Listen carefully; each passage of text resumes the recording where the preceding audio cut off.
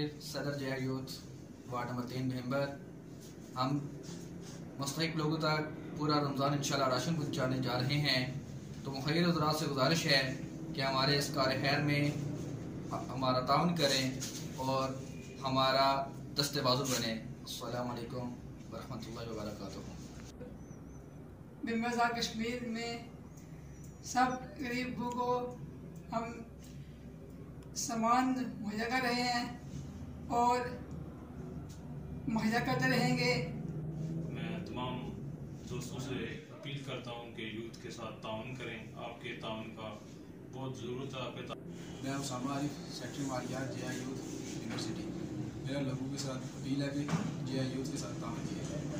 अस्सलाम वालेकुम। मैं जेया यूथ बिम्बर वार्ड नंबर 2 का नायब सदर कामरान चौधरी इस कार्य खैर में जमात इस्लामी के साथ।